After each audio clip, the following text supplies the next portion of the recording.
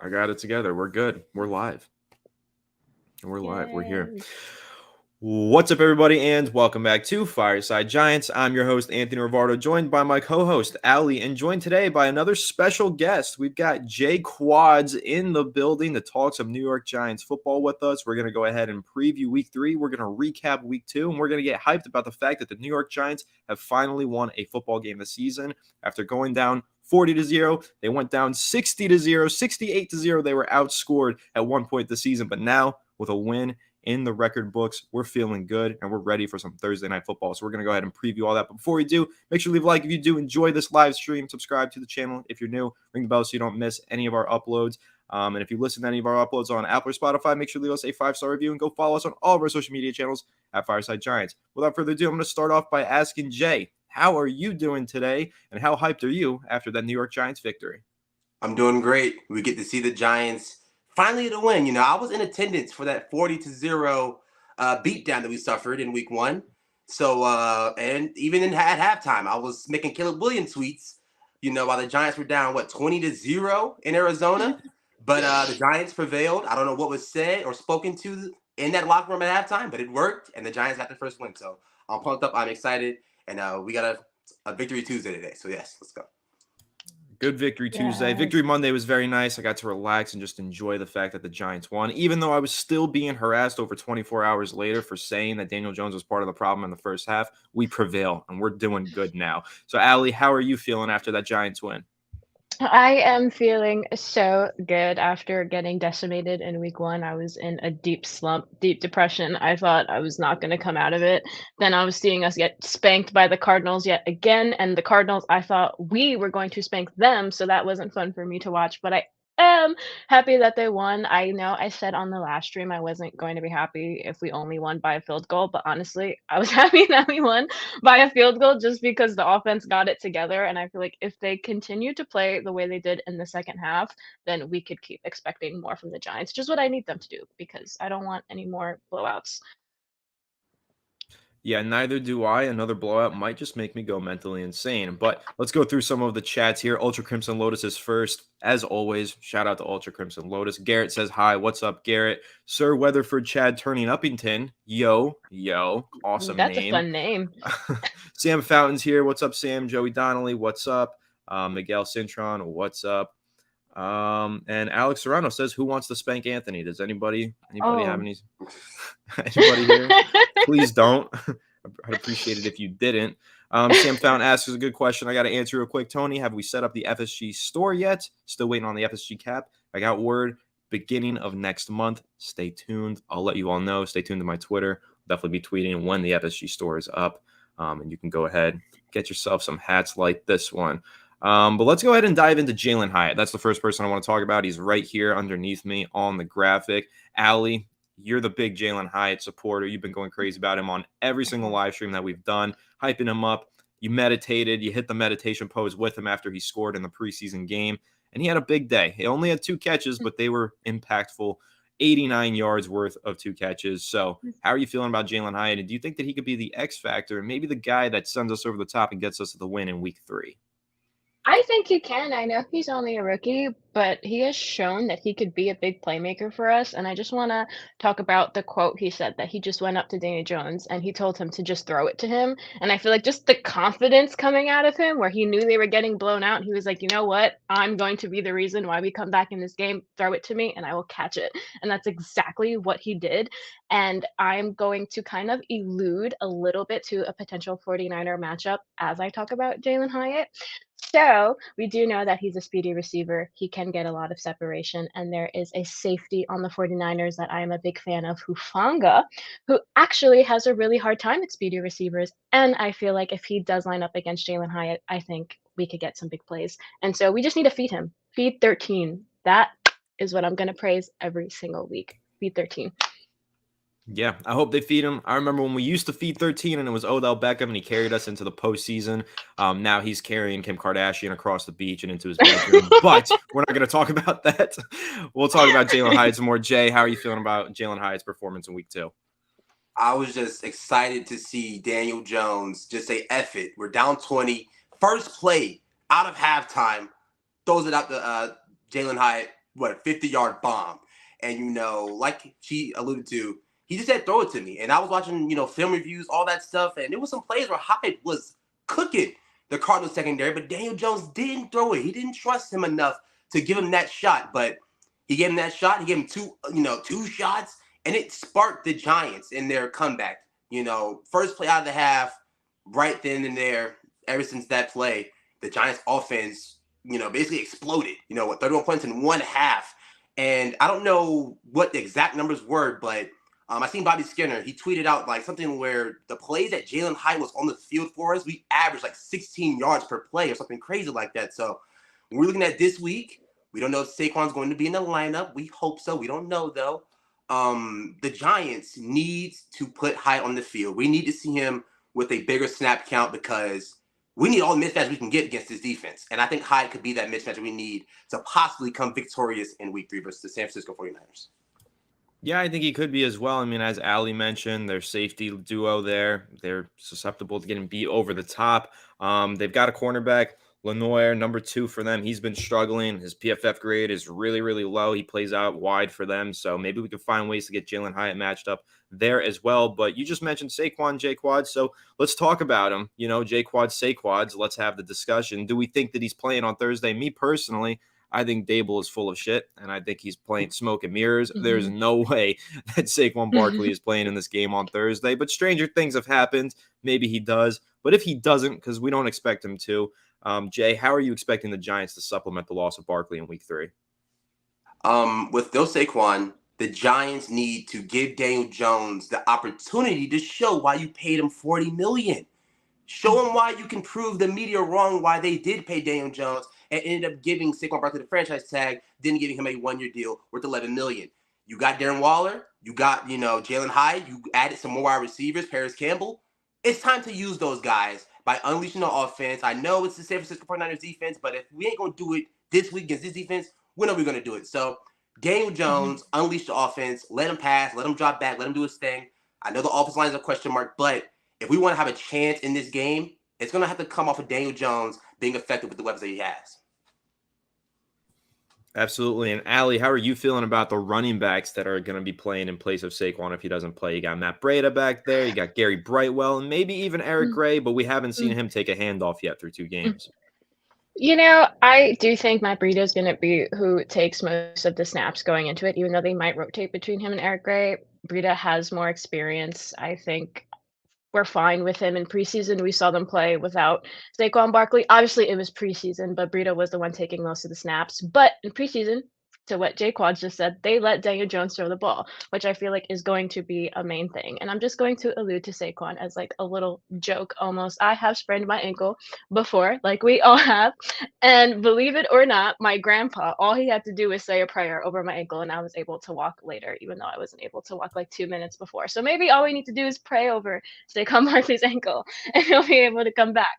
But other than that, I don't know. I think Breida is going to be fine. Obviously, he's not Saquon Barkley, but that's how I feel. I know you're not a Brightwell guy, so I'm not crazy about Brightwell. Shout out to Grandpa prayers, though. Maybe that's all we need. Let's get your grandpa. Let's fly him out over to the Bay Area and have him pray over Saquon, and then maybe he'll be able to suit up on Thursday. But I don't think he's going to suit up. I will say, Jay, you were mentioning Daniel Jones being the solution to Saquon Barkley being out. I will kind of agree with you, but say that in the rushing game, I think we need Daniel Jones to step up even further. Like, we need to see more quarterback designed runs. The way that I see it is, yeah, you don't want to risk Daniel Jones's health and get him banged up against the 49ers, but he gets a couple more bumps and bruises than usual. It's okay because this is a Thursday game. He's got an extra week and a half before the next game. So I think that it's time to just let Daniel Jones carry the offense in more than one way. Of course, he's going to throw the ball. Let's get to those deep plays to Hyatt that we were mentioning. Let's get Paris Campbell involved, as you mentioned. And for what it's worth, Paris Campbell played running back in high school, took a lot of handoffs in the backfield during training camp. I think that we could see him take a couple snaps in the backfield this week against San Francisco. Maybe give him that Deebo Samuel role against Deebo Samuel. That could be an interesting storyline to follow. But for Daniel Jones, I think we got to see more of those quarterback design runs like the one that he scored the touchdown on at the beginning of the second half in this game. And I think that's really the way that the Giants elevate this offense because, yes, the offensive line played a lot better in week 2, but it was against the Cardinals defensive line. That is not the same thing as going up against the San Francisco 49ers defensive line. So do we trust this offensive line to hold strong against the 49ers? That's the question. But Sam asks, which offensive lineman, which starting five will go against the 49ers? Status on Barkley, we discussed that. He's day-to-day according to Dable, but he's week-to-week according to Adam Schefter, so we'll see. But Allie, I want to give you a chance to talk about the offensive line, what you saw from them in week 2 that you liked, and how do you feel about Marcus McKethan and Josh Azita, the two UNC guys stepping in and making an impact? I think they did okay. I thought McKeithen did I wouldn't say pretty well, but he did like okay, for it being, your first start in this position in the NFL, but I thought the offensive line, again, they held up pretty well. However, I'm going to allude to again the 49ers D line. Nick Bosa hasn't had a sack in his first 2 games or their last 3 playoff games, so he actually is hungry for a sack, and I do feel like he's going to try to get it on our weak offensive line. So I feel like the goal here is to kind of double team Nick Bosa, but I don't really know if we have the pieces to do that. I don't know if I trust a lot of these rookie O-lineman, even though again, well, not rookie O-lineman, but bad O-lineman. But they did play a little better. But honestly, I don't know. I still am not high on the offensive line. I am severely worried about how the offensive line is going to hold up against this defense. But Jay Quads, what are your thoughts on the offensive line? They did what they had to do to win us, help us win Sunday's game. And it's like two polar opposites from going from the Cardinals D line to the Niners defensive line with Nick Bosa. And not just Nick Bosa, but Drake Jackson, USC pass rusher. I think he was taken in last year's draft. I want to say he has like 2-3 sacks on the season already.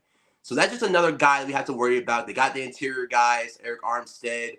And they just have a very loaded defense. So with the offensive line, it's going to be tough. We don't know if Andrew Thomas is going to be able to play. I hope so. We'll probably end up being a game time decision again, so we don't know about that. But I think the offensive line did well enough. John Michael Schmitz, my guy, baby Brock Lesnar, did his thing. You know what I mean? But the real test is, of course, this week going to be against one of the best defenses in the league in the San Francisco 49ers. So it's tough. I'm frightened, but we'll see how everything plays out. But this is definitely the big test for the Giants offensive line, for sure. Yeah, huge test. And as you mentioned, Allie, Nick Bosa with no sack on the season, no sack in his last 3 playoff games. But that just means to me that he's due for one. And against this offensive line, he's probably going to get the one that he's due for. So definitely got to keep an eye on Nick Bosa. This could be a big breakout game for him in the 2023 season. He hasn't had that dominant performance just yet. But on prime time at home, I think he's going to try and have him in front of the San Francisco 49ers faithful on Thursday night. On chime in again there, he did say that a reason why he has had a slow start is because he wasn't playing before. Remember, he did like that holdout before the 49ers did pay him. So he said now that he has 2 games under his belt, he feels like he's warmed up and that he has a big game coming. So I'm hoping it's not against us, but he's most likely hungry and is going to aim to have his big game against us. Yeah, I will say he doesn't have that sack, but he does have 9 pressures in 2 games, which is a pretty big number. 4 quarterback hits as well. He's being disruptive. Like he's getting to the quarterback. He's just a second late to getting the sack, but we know he can get them. He had 21 in 2021. He had 19 last year. So 40 sacks in 2 years is a pretty ridiculous number to reach. Somehow, some way, he's probably going to find a way to put up 20 on the board this season as well. Let's talk about our defensive line because I'm taking a look on Pro Football Focus right now at the 49ers lineup. They have the lowest graded right guard in the NFL right now, Spencer Burford. Never heard of him. He was a 4th-round pick last year. He's a 25.6 overall grade. Their center is also lowly graded at 60.5. Brendel. They have Banks at left guard. Aaron Banks, not very good. He's a 2nd-round pick from 2021. And that center that I mentioned, Brendel, is an undrafted player from 2016. So a pretty tough interior offensive line there for the 49ers. We know that they've got Trent Williams, arguably the best left tackle in the NFL, minus Andrew Thomas. But this is an offensive line that's not nearly as good as it was in years past. So I think that this could be an opportunity for some guys like Dexter Lawrence and Leonard Williams to have a pretty active game. I want to talk about Leonard Williams, though, because he's kind of disappeared through 2 weeks. I don't even think he had a tackle last week, same as Kayvon. But he did have 4 pressures. And so Pro Football Focus graded him highly, but Giants fans don't because he didn't show up in the stat sheet. So, Jay, how are you feeling about Leonard Williams? You think that this could be one of those games where he kind of breaks out and sets things straight? Or are you starting to give up on Leonard Williams as he gets up there in his old age? I hate to say it because I always, go back to 2020. You remember how dominant he was. 11 half sack season. He gets the big contract, and where we are now, he's just been going ghost. And when you're playing next to Dexter Lawrence, a guy that offensive lines or offenses in general have to game plan for, he's going to absolutely wreck your offense. You need to do something. I'm looking at the Commanders, and I hate to bring up a rival team, but you see what Jonathan Allen and Deron Payne are able to work off each other, and how Jonathan Allen is a beast that offenses have to game plan for, and that's what Deron Payne can have an 11 half sack season. We need to see that from Leonard Williams. Leonard Williams is what I think he's 29 going 30. This is a contract season basically for him on that $32 million cap hit. We got to see you go out there produce. We got to see you go out there and I know for pressures, get home, make plays. And if you are able to make plays, you're just going to open up the defense, open up more plays for other guys. So I need to see Leonard Williams, hopefully this week, because we're going to need him, to start making an impact for the Giants defensive line. So I'm kind of giving up on him, but I'm going to give him more games, along a larger sample size to get things right. Yeah, and like I said, he had the 4 pressures, so maybe he's doing okay as a pass rusher, but as a run defender, to be an interior defensive lineman with 0 tackles in 1 game is just kind of inexplicable. But Ali, I know that's something that you want to talk about, the San Francisco 49ers running game. They got a nice 1-2 punch, Christian McCaffrey, best running back in the NFL, but they also have another running back that you like to discuss. So why don't you dive into those San Francisco running backs for us? Yes, first gonna start off with Christian McCaffrey because he's Christian McCaffrey. I feel like the game plan is going to be stop Christian McCaffrey.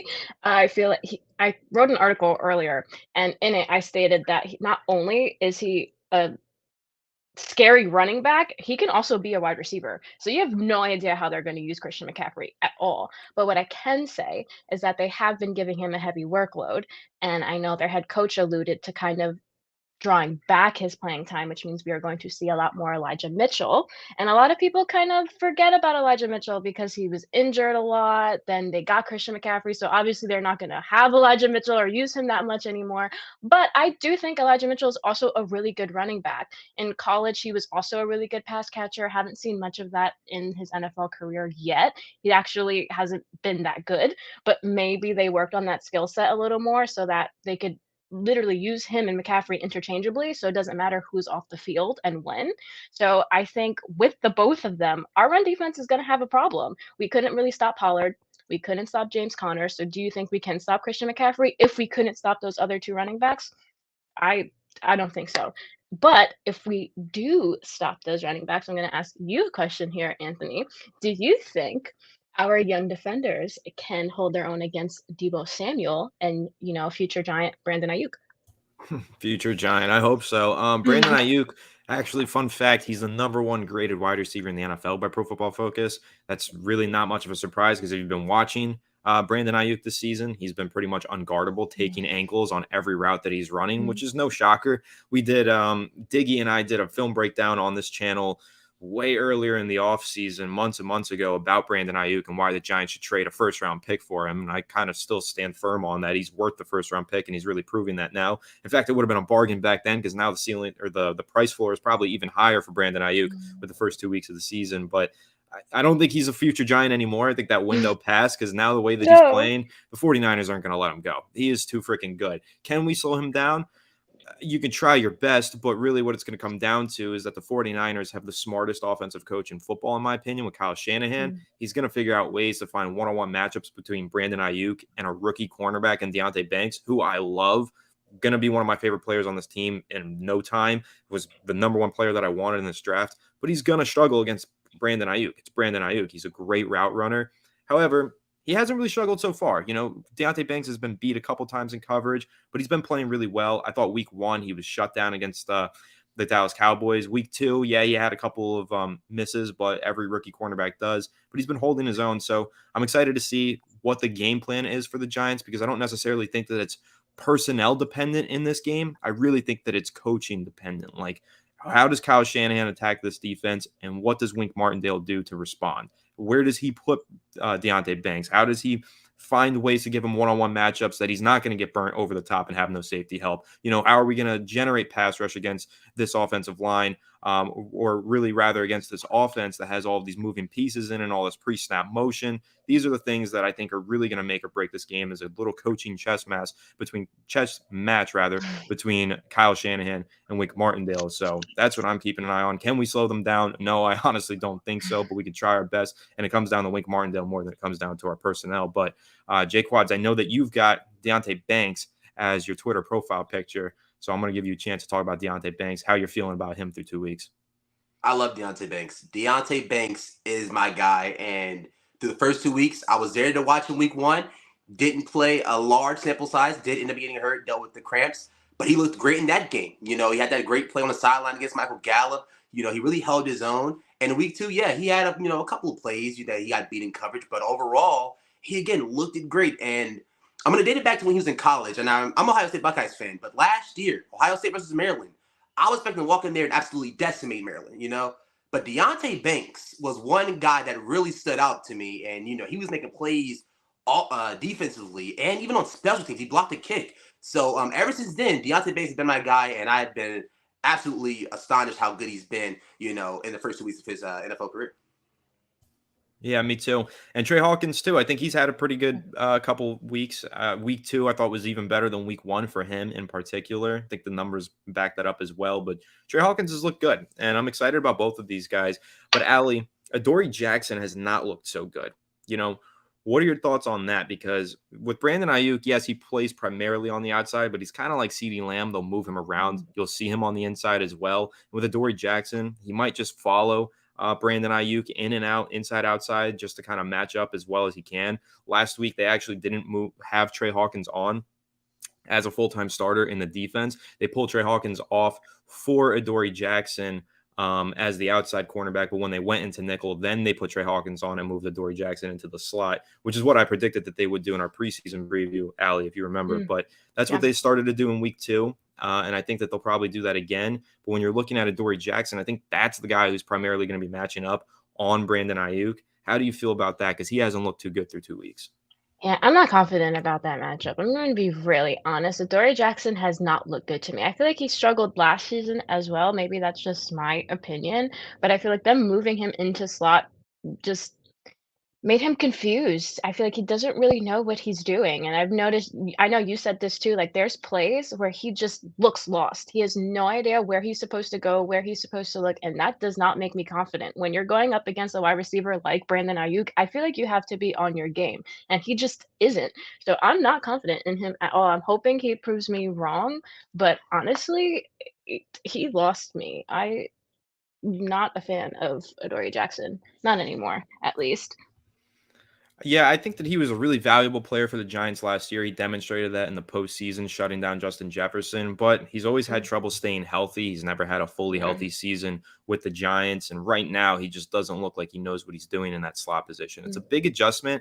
Like I said in our last live stream, Allie, going into week 1, I mentioned that, for Adoree Jackson, he's almost just as much of a rookie as Deonte Banks and Trey Hawkins are, because he's never primarily played in the slot, and it is a whole new world playing in that position compared to being on the outside. And I think that's what we're seeing. We're seeing rookie growing pains from all 3 of our cornerbacks, which is a little bit of a recipe for disaster. I want to highlight this comment from Kevin Doncic. These guys won't ever admit that we might get blown out. I will be the one to say that I am not confident in this game. And I think there's a really solid chance that the Giants could get blown out. But then I'll spin that around and I will ask you all, how do the Giants make sure that they don't get blown out? How do they at least put in a fighting chance, make this a close game? What is the key here, Jay? I'm going to ask you first. What is the key to bringing this game within reach and hopefully finding a way to win? I know this is kind of easy to say, but, just start off, better than we did in the first 2 weeks. If the Giants go out there and start how they did versus the Cardinals, there is not going to be a 20-point comeback versus the San Francisco 49ers. It's just not going to happen. If you, start, 14 down, 14 points down, they're going to rely on their run game, and they're going to just end up destroying the Giants. And I think if the Giants go out there and start off how they did versus Dallas, start off versus, how they did versus Arizona, it's going to be tough. And you're not really going to have a chance to get back into that game. Thursday Night Football in San Francisco, it's just not going to happen. And I'm going to pick back off what you said. I will admit, I am not confident about this game in almost any aspect. So if the Giants do start off the game down 14 points, I'm going to probably turn the TV off and go ahead and lay it down because we are not going to come back. And I do not feel like the Giants could come back against San Francisco 49ers like they did last week versus the Cardinals. Yeah, I think that's a good point. It's like you got to keep the matchup in mind. Like coming back from the Cardinals, they should have always been up on the Cardinals, so they were Yeah. able to come back, but they're always supposed to be down against the 49ers, so coming back is not going to be so easy. They need to get off to a hot start. But Allie, what's your key to victory, and how do they get off to a hot start against the Niners?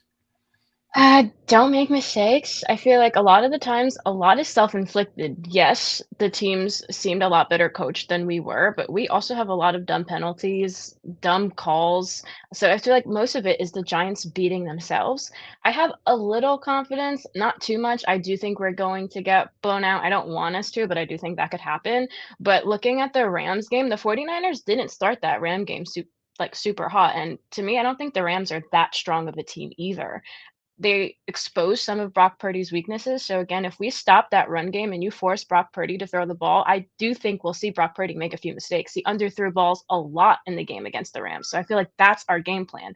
Make sure Brock Purdy has to throw the ball. And then moving for offense, I feel like as long as our play calls are really good to the point where the defense doesn't really know what we're going to do, I think we could even stay close. Maybe not win the game, but at least be in it, have like a fighting chance to win. So it comes down to coaching and us not making any mistakes.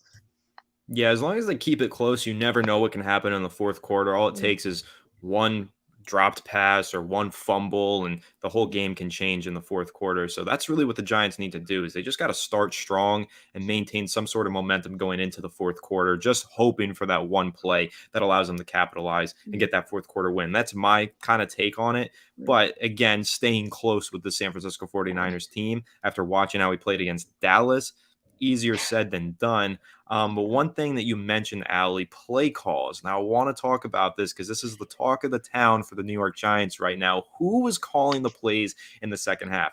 In my opinion, it was Brian Dable. Now, Allie, you know just how goddamn critical I've been of Mike freaking Kafka, okay? I Because the do. way that he has been calling these plays through the first two games has made me want to lose my mind. I mean, first half of that Arizona game, I was standing up probably this close, as close as I am to this screen. That's probably how close I was to my TV screen, screaming at Mike Kafka, trying to get him to hear me as I'm telling him to run the goddamn ball. I don't know why he's so over reliant on the passing game.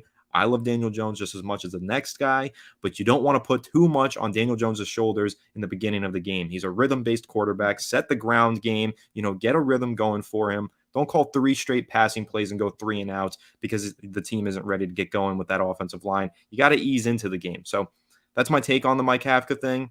I think he had a really bad start to those first two games, and one bad start can really just write you off for the entire game. The Giants found a way to come back, but I think it's because Brian Dable took over as the play caller. So, Jay, I want to get your take on it. Who was calling plays in the second half, and who should be calling plays against the San Francisco 49ers?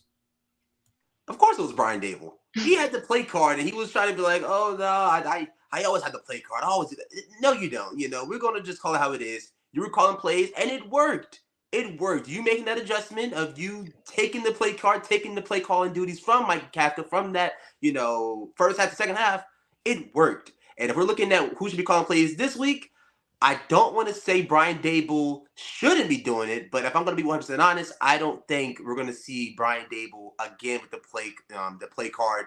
I think he's going to give Mike Kafka the reins back, see what he can do.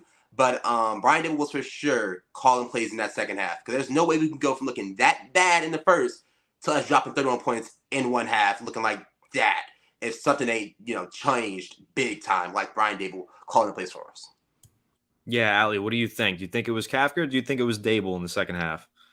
I think it was Dave. I don't know if you guys saw the video Justin Panic did where he was kind of trying to figure out who was calling the plays, and he showed that against Dallas, obviously Dave's didn't have the play sheet, and then in this game he had the play sheet, and then in the second half is when he started holding up the play sheet like this and basically talking into it, which only means one thing: he's calling the plays. I don't want Kafka calling plays. If Dayball was really calling the plays in the second half, I do not want Kafka giving Daniel Jones anything in this 49er game because I can guarantee you right now, if we're down by 20 30 against the Niners, we're not catching up.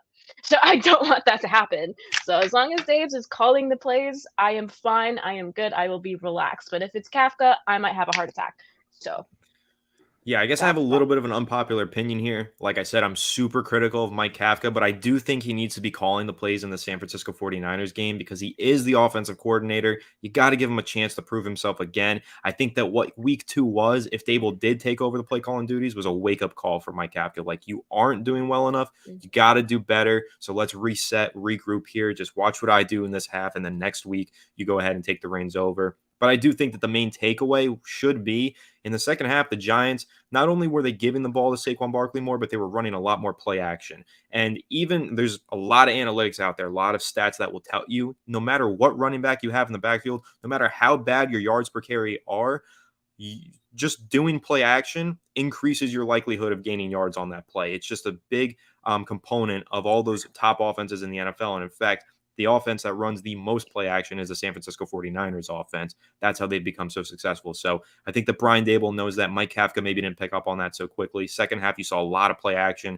It gave Daniel Jones an extra second or two in the pocket, made the defense hesitate, and created some big play opportunities deep. Both of those deep shots to Jalen Hyatt were off of the play action. So again, I think that Mike Kafka needs to be calling the plays in week 3 to start the game. But if it starts to go downhill and he starts to over-rely on the passing game and doesn't give the ball to the running back, then I wouldn't be shocked if Brian Dable took over once again and said, screw this, I'm putting things into my own hands. But huge donation here from Corp CA. Thank you so much. $50 donation. Really do appreciate it. When the schedule came out in May, everyone, including 98% of New York Giants fans, circled the loss against the Niners. I'm part of the 2% that has this game circled as our upset pick of the season. So now it's time to shock the world Thursday night without Saquon. Well, I will say that would be shocking, but I hope that you're right. I hope that you're right more than anything, because getting a win on Thursday night, going 2-1, and then into that long break into the fourth game, that would be huge. I really hope that happens. Once again, thanks so much for that donation. But in terms of this Thursday night game without Saquon, kind of touched upon what we're going to do to mitigate the loss of Saquon in the running game. But let's talk about the passing game. Jay, we talked about Jalen Hyatt, but now I want to talk about Darren Waller. You know, I think that he's going to be crucial in this game. You're already seeing the impact of him on the field. He's leading all tight ends in the NFL with receiving yards. How are you feeling about Darren Waller? And do you think week 3 is the week that he finally gets into the end zone? Darren Waller, from what we've been able to see, the first game against Dallas, it was kind of like, okay, we understand what happened in that game. We're not going to put too much into that one. But against Arizona, when the Giants started, ramping up, Jalen Hyatt, big play, Darren Waller was also making some big plays. And for what, we've seen back in training camp, Darren Waller has been as advertised. He's looking like that big-time threat. He's been making plays over the middle. He's been a guy that defenses has been having to, game plan for, which has opened it up for other guys. Definitely in that game versus Arizona. And if he gets a touchdown this Thursday, I would be excited. I can't really say he will. He is going up against Fred Warner. I want to say they're going to probably use Fred Warner on him, or maybe they do Hufanga, maybe. But Fred Warner, one of the best linebackers in the league. It's going to be a great matchup. It's going to be a matchup that Darren Waller is going to have to win if we want to win. So just because, yes, I think Darren Waller gets his first touchdown as a Giant this Thursday. Let's do it.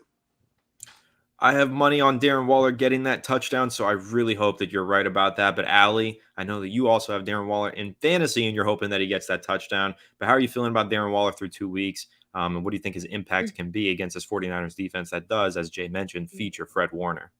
Yes.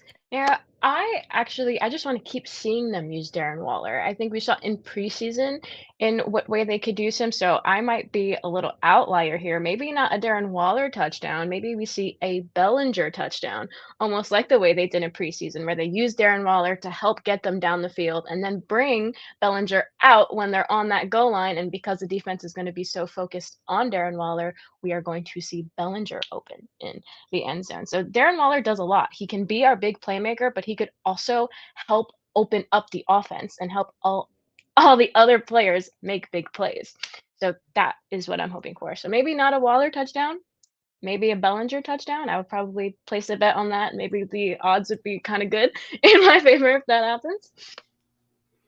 I could see it. I think that, you bring up a good point where in that game against the Panthers, where Daniel Bellinger scored that touchdown, it was a little smash concept on the left side. You had Bellinger out into the flat, and then you had Waller on the corner route over top, Mm, and everybody just focused on Waller.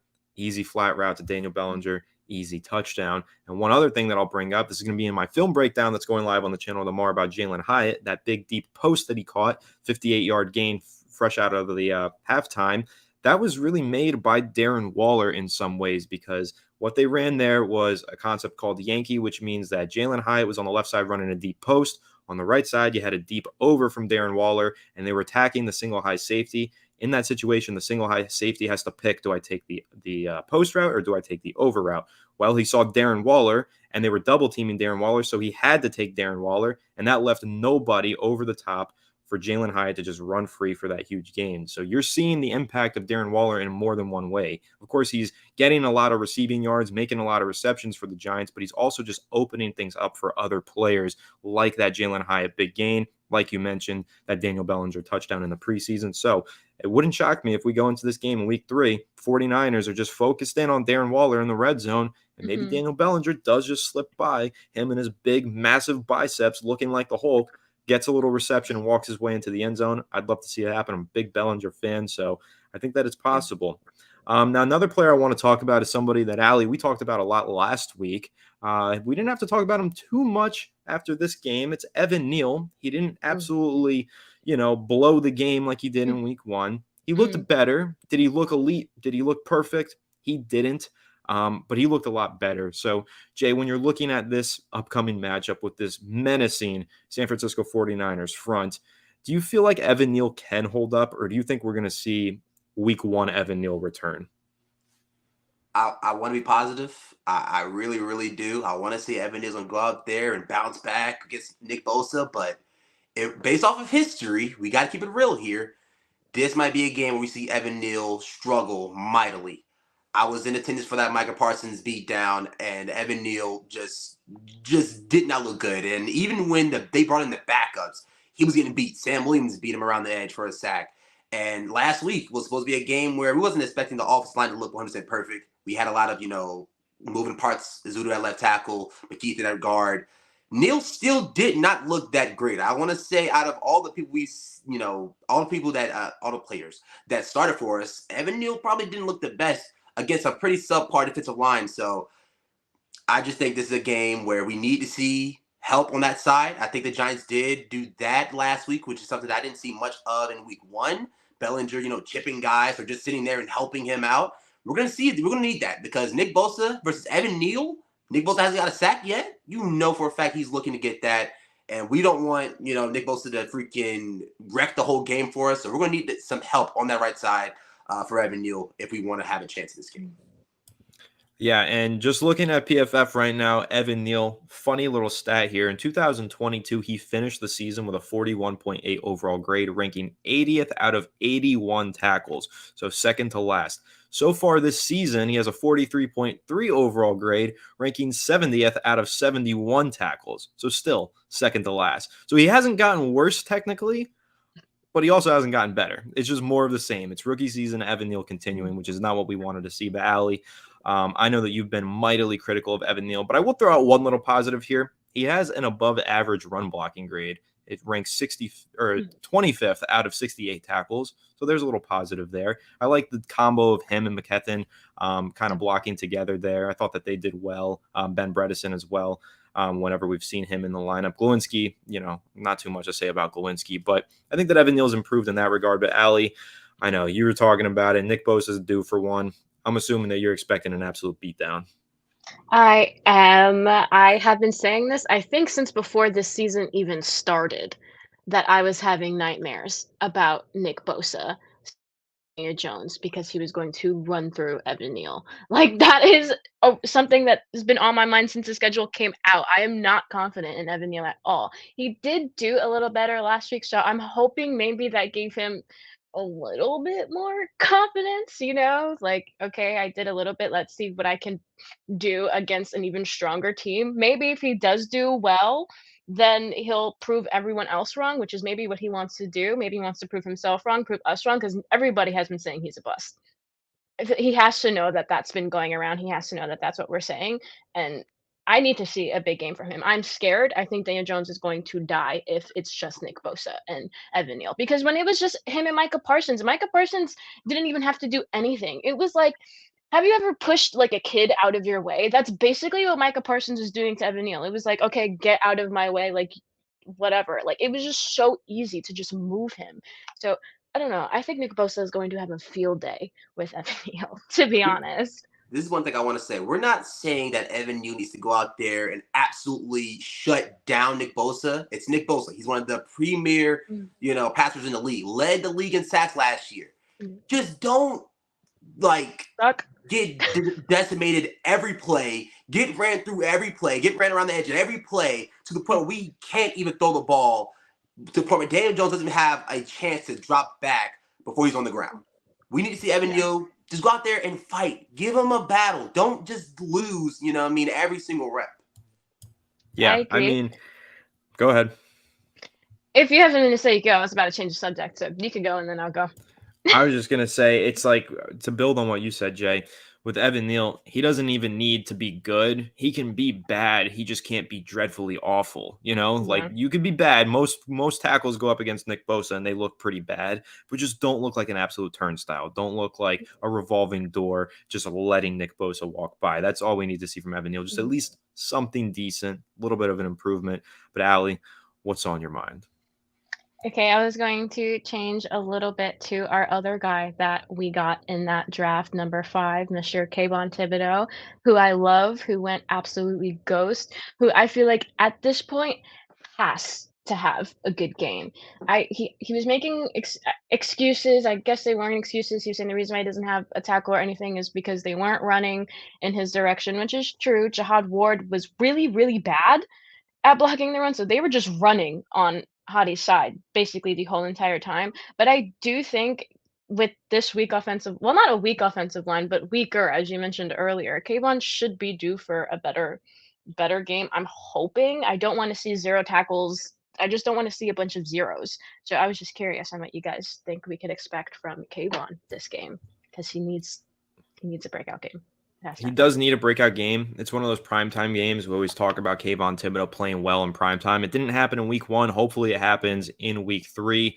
One thing that I want to bring up here, and I want to get your take on this, Jay. Kayvon Thibodeau dropped into coverage on 9 of 34 passing plays versus the Cardinals. That's 26%. So there's a quarter of his snaps being dedicated to dropping into coverage. To me, that does one of two things. First of all, it takes arguably your most talented pass rusher out of the pass rushing equation, which I think Mm, is nonsensical. But the other thing that it does is I think that it prevents Kayvon Thibodeau from kind of getting into a groove. A lot of players really need to get a groove going. Like, we've seen Thibodeau, most of his sacks, they end up coming in the fourth quarter after a really solid game where he gets a bunch of pressures. He finally breaks through, like that one against the Ravens last year, finally broke through on the final drive of the game for the strip sack.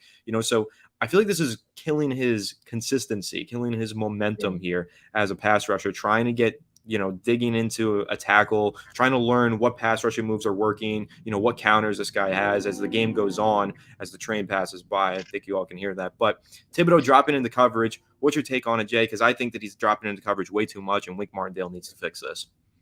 I hate it. I literally despise taking, like you said, your best pass rusher in a game where you were without Azeez Ojulari. So the next passer we had was Jahad Ward, who obviously is not a great pass rusher. We bring him in for run defense purposes. Let him rush. Let him rush. It's like you're keeping a tiger in a cage, but you got meat right outside of the cage. Pause. So just let him get out to the quarterback. I know this week we're going up against Trent Williams. Well, to hell with that. Put him on the right side. Let him rush against the right tackle. And just let Kayvon show why we took with the fifth overall pick. One thing I do want to say though, hasn't had a sack in I don't know how long. I don't know how many games it's been, but let's date back to the combine. Remember when he said, I think Dale asked him, "What are you gonna do when it's been 3 weeks, 4 or 5 weeks, and you don't have a sack yet?" And he said, "I'm gonna go out the next week and see what we can do to make to wreck a game, mm, basically." Well, it's kind of crazy where we're at this point right now where he hasn't had a sack yet. It's been a couple weeks. Media's trying to get at him. Let's see what he does on primetime. You like the primetime light, Kayvon? Well, go out and do something on primetime. Help us. But with Wink, let him rush the passer, please. 26% drop back coverage is absolutely insane. Yeah, 100% agree with you there. I think that, there's something to be said about he does play outside linebacker. He's not a defensive end, so he's going to drop into coverage sometimes, but 25% of the time or 26%, that just feels way too high. Like 10% of the time, Mhm. okay, 5% of the time, but 26% of the time is just a huge number to me. So Kayvon, his stats through 2 weeks, 0 pressures in week 1. We talked about that, though, Ali, last week. He only had 6 true pass sets against Dallas. He didn't really have Mhm. many opportunities, the ball the whole time playing with the lead. But this past game, there were opportunities out there for him, in my opinion. He ended up with 2 pressures, 1 quarterback Mm. hit. He did get in the face of Josh Dobbs the one time, but it's just the one time. He needs to be better, needs to do a better job getting after the quarterback. But I want to ask Ali your take on his moment where he took a moment to himself and sat on Mhm. the sideline alone, because I know that's kind of going around social media. That's been a big Yeah. deal. He responded to it today, said that he was over on the side meditating and praying. Mm. But to me, I want to see him hyped up on the sideline Yeah. with the rest of the team. I thought that he kind of looked mentally defeated, and he Mhm. needs to stay tuned into the game and getting ready to go with that killer's instinct. But you might have a different take on it. I'm not sure. How are you feeling about Thibodeau kind of removing himself from the team for a little bit? I'm not gonna lie, I saw the video and it pissed me off. I feel like I don't know why he was separated from the team. Obviously, now I do. He said he was meditating, praying, whatever. Fine. I do feel like you should be with your team in those moments, though. I get maybe you wanted to be by yourself, but there's times I feel like even before the game for you to do that. I feel like that was maybe just like it could have been what he was doing, or it could have just been a quick excuse because the media was just asking him questions. But throughout the whole game, you see it in his face how defeated he was. And he was playing as if he was defeated. There was one play, I don't remember when exactly it happened in the game, but I'm watching him. He could have easily ran right to Dobbs and got the sack. Instead, he stood there. I don't know, maybe if that was what he was supposed to do, and kind of waited for someone to run at him. And then he was just like this, super slow, just put his hands up, and that's all he did. I feel like he was just playing like he didn't want to be there, or I guess playing with no heart. I don't know, but that's not what I want to see from someone who we took at 5. We need to see you hungry. We need to see you want to play, not separated from your team because you're frustrated or because you're in your head. That's not what I want to see at all. Yeah, me neither. I just think that he's in a rut right now. For me Mhm, personally, I think once Kayvon Thibodeau gets that sack, I said this in yesterday's episode on the channel. Once mhm, he gets mhm, that first sack, it's over. Like he's mhm. gonna hit a new Yeah. level, right? He's just in his head right now, and he needs to get that Mhm, one big play, that one game changing play, and then I think he's gonna start playing a lot better and get out of this rut. But Jay, what are mhm. your thoughts on Kayvon Thibodeau struggling through 2 weeks? Do you think he's gonna turn around in week 3? I do think he's going to turn it around. I think now that this is probably the most criticism he has been ever since being drafted here. Last year we would say he's a rookie. He dealt with the injury early in the season. He suffered in Mhm. preseason. Now we got this game. We got to get him on prime time. He said he loves a prime time light. I think he will get a sack this week. Will it be against Trent Williams? Probably not. But if it is, that would even make me more excited. So, but yeah, I think that this is your time. It's a quick turnaround. Stop going through the motions. Go out there, go dominate, and go help the Giants get a win. Mhm. Yeah, I mean, we know that he can be a game-winning player. Like I Yes. said, that Baltimore game, the Washington game last year, where he basically got us into the postseason by winning that game single-handedly, scored a Mhm, touchdown, made the stop on Taylor Heineke. So we know that the talent's there. When he's playing well, he continues to play well. He mhm. gets himself hyped up and he plays better. But lately, it just seems like he's stuck in his head and he's pretty much beating himself out there on the field. And Mhm. I do think that he's confused what his role is in this defense. As we mentioned earlier, a bunch of the dropping back into coverage.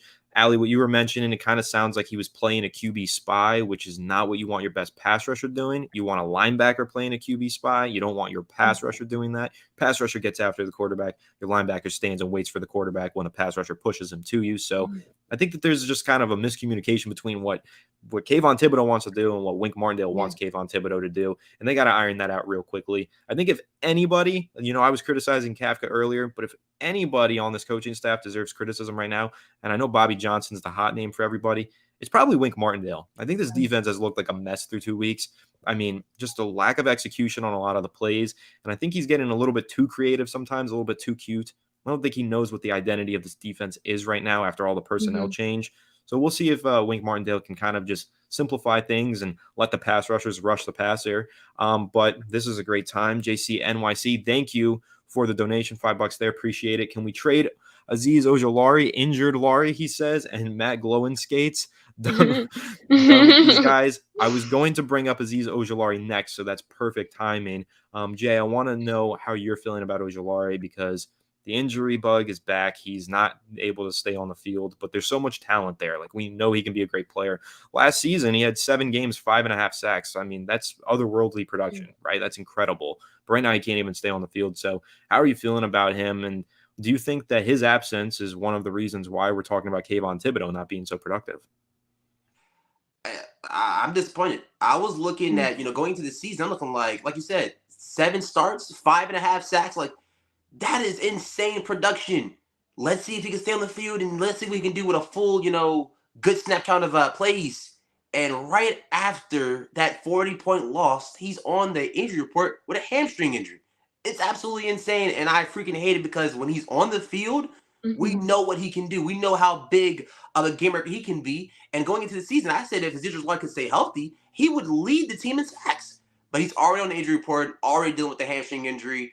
And I hate it because after Zilzalari, we're looking at the depth at this position. Jihad Ward, do we really want Jihad Ward rushing after the passer? Even Boogie Basham, not really a dominant edge rusher, not dominant, but not even like a real edge rusher. He's more of a run defender, just like Jihad Ward. Mm.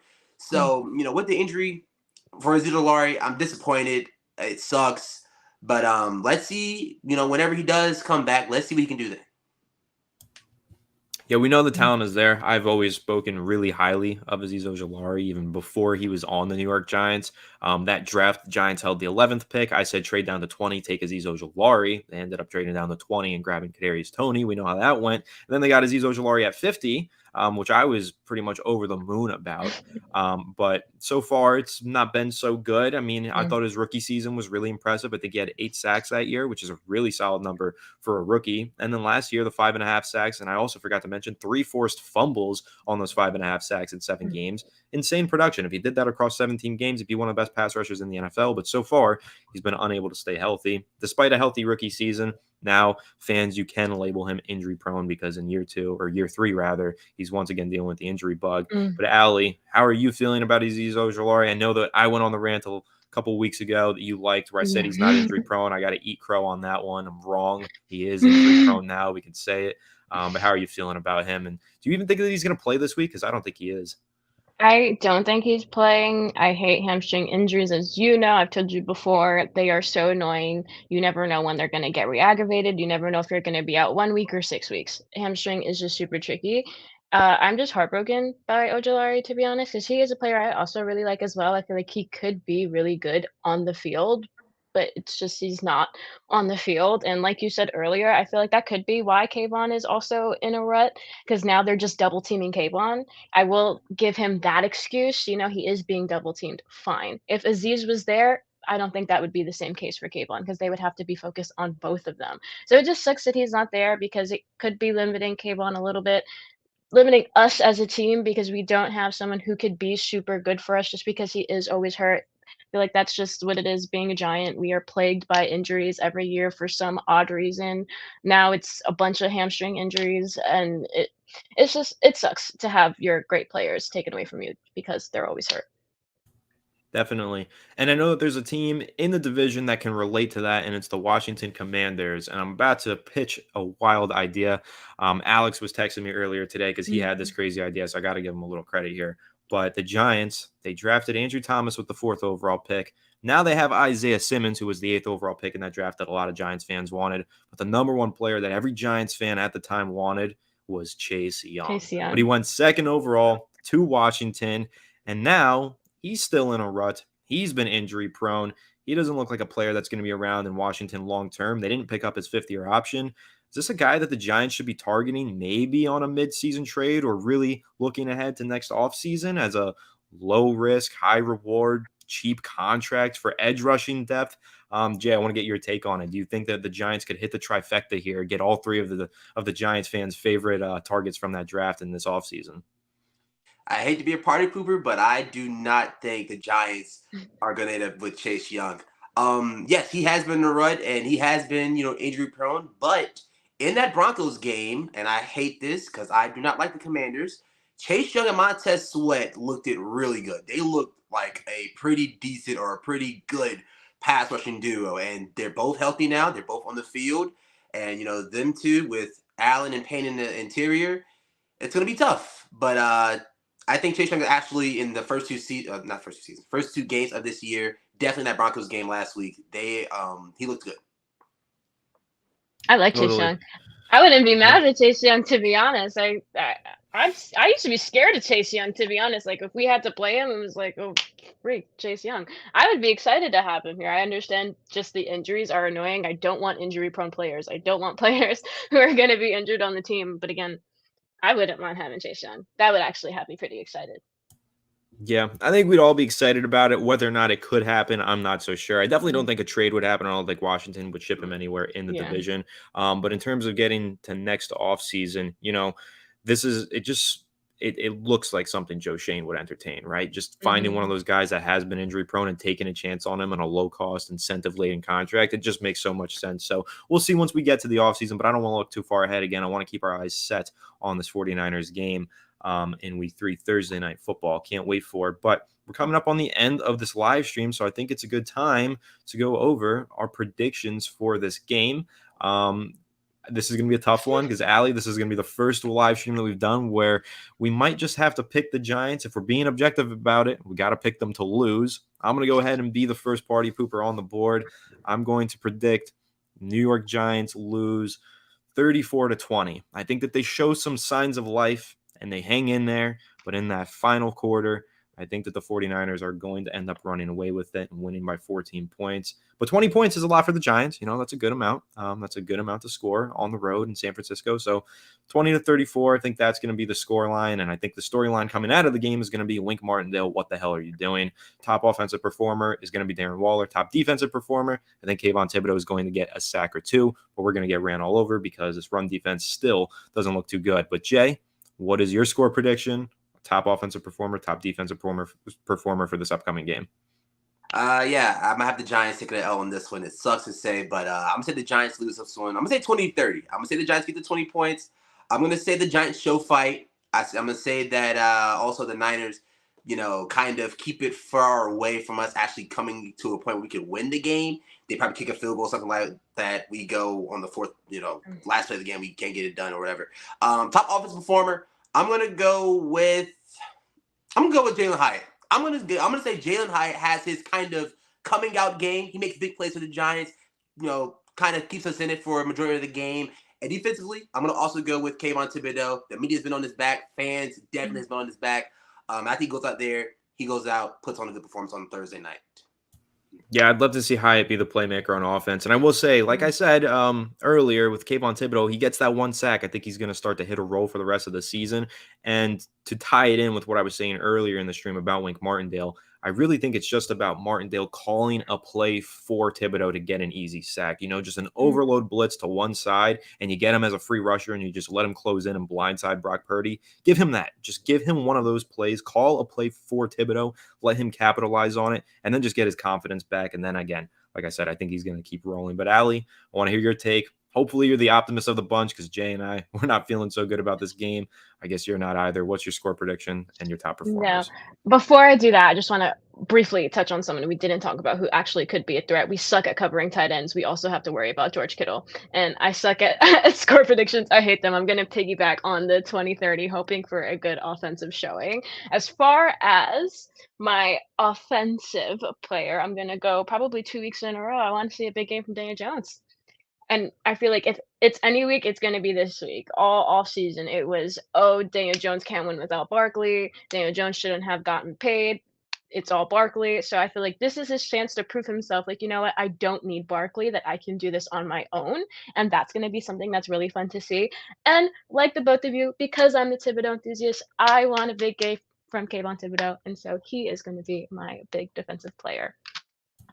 I hope that we're right about Kayvon Thibodeau. I'll tell you that much. And Daniel Jones, I think that's a really great underrated storyline that you bring up here, Allie. If Jones goes into this game and balls out without Saquon Barkley on the field, that conversation that everybody had all offseason long about those contracts, I think it only intensifies. So that's really interesting. Definitely a storyline to keep an eye on. But before we wrap here, we do have one more donation from RM. Thank you, RM, for the last minute Graham Gano game-winning donation here. No one gave us a chance against the Ravens last year, including myself. Let's hope we can capture some of that same magic against the 49ers. It's what we're all hoping for. Are we super confident in it? No, we're not thinking that the Giants are going to win, but man, do I want to be wrong? Absolutely. I want to see the New York Giants win. So comment your score predictions down below. And before we wrap, Jay, where can everybody find you? Twitter, YouTube, what are the handles? On YouTube, you can find me at Jayy Dimes. Go over there, get your boy a little subscription, all that stuff. But on Twitter, it's a whole different story. At Dimes J, you can find me, tweets, all that stuff. You ain't going to miss it. That's where you can find your boy on social media. Yes, sir. Allie, before we wrap, any closing thoughts for the fans?